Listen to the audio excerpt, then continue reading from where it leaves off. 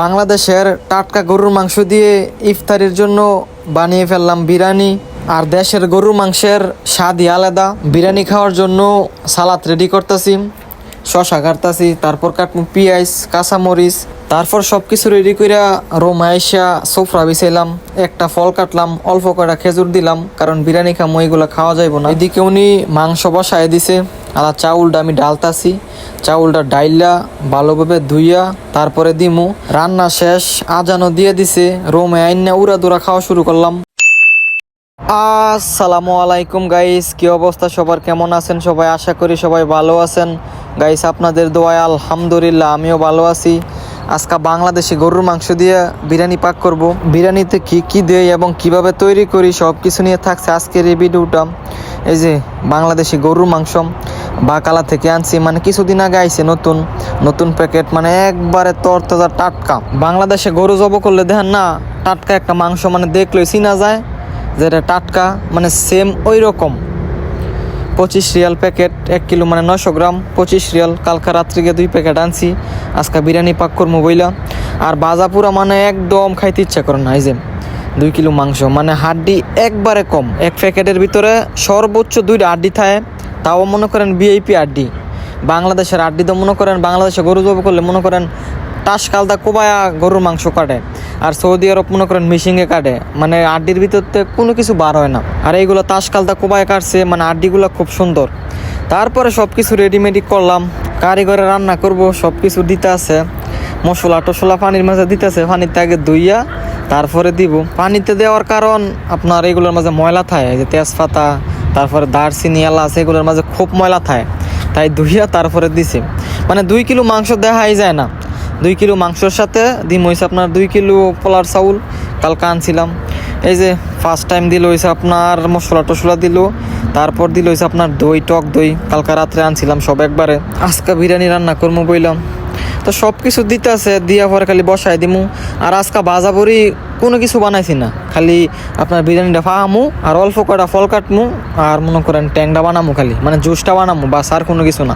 বাজাপুরি খাওয়া বন্ধ করে দিছি, কারণ এইগুলো খাইলে সারাদিন রোজা রাখে, এইগুলো খাইলে আর পেটের ভিতরে সহ্য হয় না। নিয়ত করছি আলহামদুলিল্লাহ সবগুলা রোজা রাখমু, এই কারণে মনে করেন একটু সেফটিতে চলাচল করতেছি, কারণ অসুস্থ হয়ে গেলে মনে করেন আর রোজা থাকা হইতো না। আর আমার একটু সমস্যা, ডাক্তারে বাজাফুরি একবারে নিষেধ দিছে। ওই দিন আপনার হসপিটাল থেকে আইছিলাম, ওষুধ দিয়ে দিয়েছে, ওষুধ খাই না, ভাল লাগে না। এই যে মশলা টশলা সব কিছু দিতেছে, দিয়া গাইডটা লাইরা তারপর চুলার মাঝে বসাই দিমু। তারপর মাংসটা মানে কষা হইলে তারপরে চাউল দিয়ে পানি দিয়ে খালি বন্ধ করে দিমু, বাস আর কোনো কাম নাই। দেখতে দেখতে রোজা যাইতেছে গা চইলা, আজকে 13 রোজা।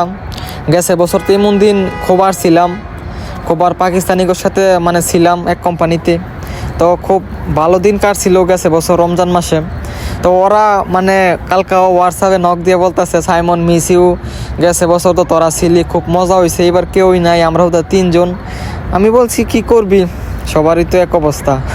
মানুষ মানে খুব মিস করে আমাদেরকে, মানে যেইখানেই যায় মানুষের সাথে মিশি, তারপর আইসা পড়লে মানে সবারই মন খারাপ। এই যে পেঁয়াজ টিয়াজ দিল, এখন পেঁয়াজ দিল, তারপরে কাঁচামরিচ দিল, দিয়ালা মাখতাছে, মাইকে মনে করেন খালি চুলার মাঝে বসাই দিব, আর কোনো কাজ নাই। আর ওনার হাতের রান্না খুব মজা লাগে, মানে সবাই তো রান্না করতে পারি, কিন্তু উনি মুরব্বী মানুষ, ওনারই দিয়ে রাঁধতো, তাই উনি রাঁধে, আর ওনার হাতের রান্না খুব মজা লাগে। যারা খাইছে আমাদের সাথে তারা জানে, আপনারা জানবেন না, বইলেও লাভ নাই। আমাদের এখানে 4 জন থাকি আমরা, সবার গ্যাস্ট্রিকের সমস্যা।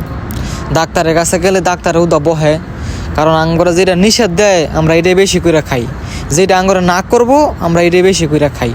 এই যে এভরিথিং সব কিছু দেওয়া মায় শেষ, আল্লাহ চুলার মাঝে বসাইব। আর ইফতারির সময় হয়ে গেছে, এখন বাজে প্রায় 4:30, 5:30টার দিকে আজান দিব, 5:47 আজান দিব। এই যে 2 কেজি চাউল আনছি কালকা বাকালাতে। আপনার চাউলের দামও বাড়তাছে, 12 রিয়াল।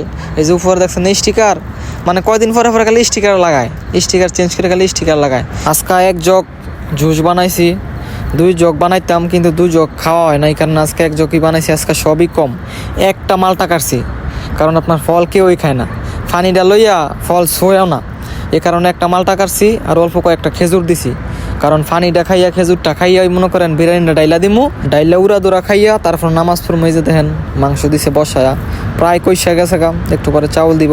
তো এইদিকে আমিও চাউলটা ভালোভাবে ধুইয়া নেই। এই যে এক প্যাকেট ডালছি, আরেক প্যাকেট ডালতাছি।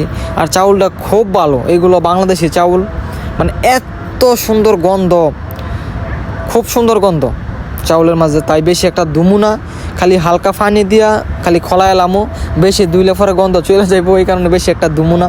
মানে চাউলটা খুব সুন্দর, একবারে চিকুন চিকুন। তারপর চাউল ধুইয়া আমি পাশে দিয়া সালাদটা রেডি করতেছি।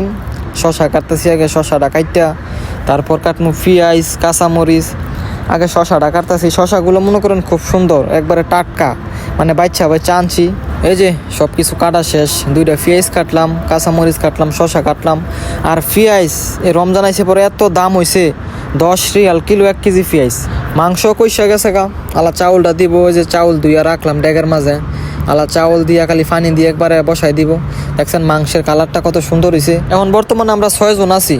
আমরা এখান থেকে গেছিলাম গফরা, যে 2 জন মানুষ দিছিল, এই 2 জন মানুষ এখনও গেছে না। আপনার দালালে নিতেছে না, এখান থেকে দালালে বেতনও দিতেছে না, নিতেছেও না, এই কারণে 2 জন মানুষ এখানে আছে। এখন আমরা বর্তমানে 6 জন আছি। কালকে আপনার সকালে একজন চলে যাইব, আর একজন মানে কবে না যায়, কোনো ঠিক ঠিকানা নাই। এই যে চাউলটা দিল, মানে চাউলের থেকে বেশি মাংস দেওয়া যায়। 2 কিলো মাংস, 2 কিলো চাউল। মাংস একবারে ছোটো করে কাটছি, নাইলে আপনার হয় না। মানে চাউলের জায়গাতেই মাংস খাওয়া শেষ হয়ে জায়গা, এই কারণে একবারে ছোটো করে দিছি। এই যে এখন পানি দিতেছে পরিমাণ মতো, পানি দিয়া মনে করেন ডাইকা দিমু। তেলটা বেশি হয়ে গেছে গা, তেল বেশি খাইলে মনে করেন সমস্যা হয়ে যায়, নগদ গ্যাস্ট্রিকের ওষুধ খাওয়া লাগে। আল্লাহ উপরে ফয়েল পেপার দিয়ে ঘুরে দিতেছে, কারণ ফয়েল পেপারটা দিলে এত সুন্দর হয়, মানে হাওয়াটাও বাইরে বাড়িতারে না, এই কারণে সুন্দর হয়। এই যে ফয়েল পেপার দিয়ে ভালোভাবে ডাইকা দিতেছে। 10 মিনিট পরে খোয়া ভালোভাবে একটা লাড়া দিলে মনে করেন হইয়া গেছে বিরিয়ানি। আর বিরিয়ানি মনে করেন গ্যাসের চুলার মাঝে ভালোভাবে রান্ধা যায় না, বিরিয়ানি তো আপনার মাটির চুলার মাঝে রাঁধতে হয়, উপরে আংরা দিতে হয় লাস্টে দা। কিন্তু আমরা গ্যাসের মাঝেই রান্না করি, মানে সবার থেকে সুন্দর হয়। এই যে উপরে ভারী একটা ডাকনা দিয়া চাপদা দিতেছে। এই যে দেখেন কি সুন্দর একটা লোক। ফয়েল পেপারটা ঘুরে দেওয়ার পর সর্বোচ্চ 10 মিনিট পরে লাড়া দিছে খুইলা, কত সুন্দর হয়েছে দেখছেন। মানে পানিটা একবারে পারফেক্ট হয়েছে। আর ড্যাগটা হয়ে গেছে ছুডুনি, মানে 4 জনের জন্য ঠিক আছে, কিন্তু এখন তো 6 জন না। আমরা তো মনে করেন 4 জন মানুষ থাকতাম, সবসময় 1 কেজি চালের বিরিয়ানি রান্না করে সাথে খেয়া লাইতাম। কিন্তু এখন মানুষ বাড়ছে, এই কারণে হালকা একটু বড়োর মাঝে রান্না করলাম। 2 কিলো মাংস, 2 কিলো চাউল, মানে লইছে, কিন্তু আটুনি ড্যাগটা একটু বড় হইলে খুব সুন্দর হইলে বিরিয়ানি রান্না করতে হয় বড় ড্যাগের মাঝে বিরিয়ানিও সুন্দর হয়। গোসল মোসল করে রেডি হইলাম, সব কিছু রেডি করে দিয়া মাংসটা কাইটা ধুইয়া ভালোভাবে দিয়া সব কিছু রেডি করে দিয়ে গোসল করলাম। গোসল করে মনে করেন একবারে ফ্রেশ হয়ে গেছি গা। বিরিয়ানি রান্নাও শেষ। দেখছেন কত সুন্দর হয়েছে বিরিয়ানিটা কেমন হয়েছে অবশ্যই জানাবেন। গরিবের ইফতারটা কেমন হয়েছে জানাবেন অবশ্যই, কেউ মজা করবেন না, কারণ সামর্থ্যে যেইটুকু ছিল ওইটুকুই রান্না করছি। অনেকে মজা করবে যে একটা বিরিয়ানি রান্না করে, এটাও দিতে হয় ফেসবুকে। তারপর ভাইয়ে চাটনি বানাইবো, কাঁচামরিচ কাটছে, এই যে টমেটো দিলাম, তারপরে আপনার দিল হয়েছে আপনার পেঁয়াজ, তারপরে দিব দই শসা দিয়ে একটা চাটনি বানাইবো। চাটনিটা খুব সুন্দর হইব। এই যে সব কিছু দিতেছে, দিয়া মনে করেন ব্লেন্ডারটা দিব, লাড়া দিলে মনে করেন চাটনি হয়ে গেছে গা। আপনারাও দেখেন, আমিও দেখতে থাকি কেমনে বানায়। এই যে দেখেন কত সুন্দর একটা চাটনি হয়েছে। কাঁচামরিচ দিছে, পেঁয়াজ দিছে, তারপরে টমেটো দিছে, শসা দিছে, তারপর আপনার দই দিছে। তারপর সব কিছু রেডি করে আসলাম রুমের ভিতরে। কিছুক্ষণ পর আজান দিব, নিচে একটা কম্বল বিছাইলাম, সোফরা বিছাইলাম, ফলগুলো ডাললাম। আস্তে আস্তে সবাই বসে মনে করেন একটু গল্প টল্প করমু। তারপর দিব আজান, তারপরে পানিটা লইয়া ফলগুলা খাইয়া তারপর ডাইলা দিব বিরিয়ানি। এই যে কালা গেঞ্জি আর মাঝের হলুদ গেঞ্জি দেখতেছেন না, দাড়ি ওলা যে, ওরা 2 জন হচ্ছে আপনার সাপ্লাইয়ের লোক। আমরা এখান থেকে গেছিলাম গফরে, এই 2 জন কানছিল, একজনের বাড়ি ব্রাহ্মণবাড়িয়া আর একজনের বাড়ি ফরিদপুর। এই যে কালো গেঞ্জি পরা যায়, এটা কালকা চলে যাইব, আর হেলাই থাকবো, কিছুদিন পরে যাইব। তারপর সবাই বসলো, বৈশা দোয়া টোয়া করলো, আমিও ভিডিও করা শুরু করে দিলাম, কারণ ভিডিও করা মিস নাই আমার, আলাতুল ভিডিও করতে আসি।